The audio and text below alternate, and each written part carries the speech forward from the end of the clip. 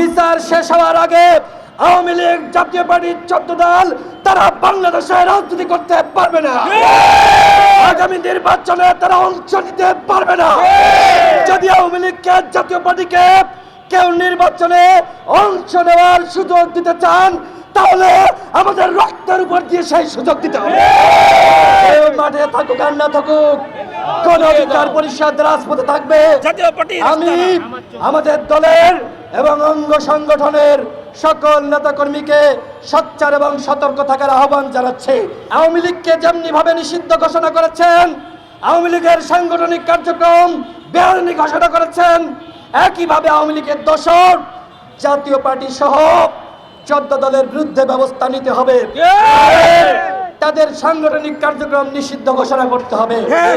একই সাথে যে তদন্ত কমিশন গঠিত হয়েছে তারা 30 দিনের সময় নিয়েছে। আমরা তাদের উদ্দেশ্যে বলতে চাই, কোন চাপের কাছে মাথা নত করে আপনারা তদন্ত করবেন না, আমরা সেই বিশ্বাস রাখি। আপনারা একটি দৃষ্টান্ত তৈরি করুন, যে বাহিনীর হোক আর যেখানকারই হোক অন্যায় করে কেউ পার পাবে না, সেই দৃষ্টান্ত আপনারা তৈরি করুন। অন্যথায় যদি জনগণের বিরুদ্ধে কোন প্রতিবেদন আছে, জনগণ কিন্তু প্রত্যাখ্যান করবে।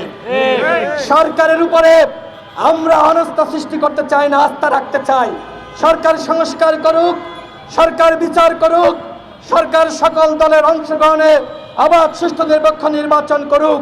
আমরা সরকারকে সহযোগিতা করতে চাই, কিন্তু সরকারের পুলিশ, সরকারের আইন শৃঙ্খলা বাহিনী, সরকারের সেনাবাহিনী আজকে আমাদেরকে মেরে রক্তাক্ত করবে। আর আমরা কত সময় আমরা বেদনা বুকে চাপা দিয়ে সরকারকে সহযোগিতা করব? আপনারাই বলেন। সরকারকে বলবো, গণ অধিকার পরিষদ এখনো পর্যন্ত আপনাদেরকে সর্বোচ্চ সহযোগিতা করেছে। আপনারা এই ঘটনার বিচার করে আপনারা আমাদেরকে সর্বোচ্চ সহযোগিতা করুন। গণ অভ্যুত্থানের সরকার ব্যর্থ হোক, আমরা সেটি চাই না। ইতিমধ্যে আওয়ামী লীগের মিছিল বড় হচ্ছে।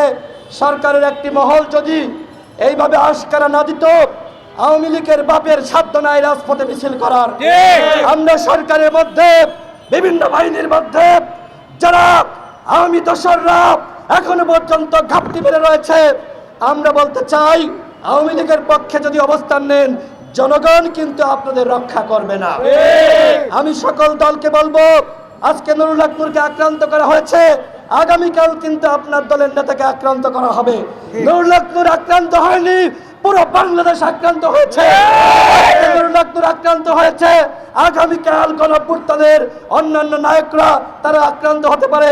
এইটা ছিল একটি টেস্ট কেস। সুতরাং আপনি যদি মনে করেন আপনার কিছু হবে না, আমি বলবো এই বাংলাদেশে এই মুহূর্তে কেউ নিরাপদ নয়।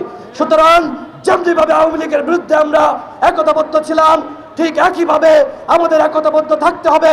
আওয়ামী ফ্যাসিবাদকে নির্মূল করতে হবে।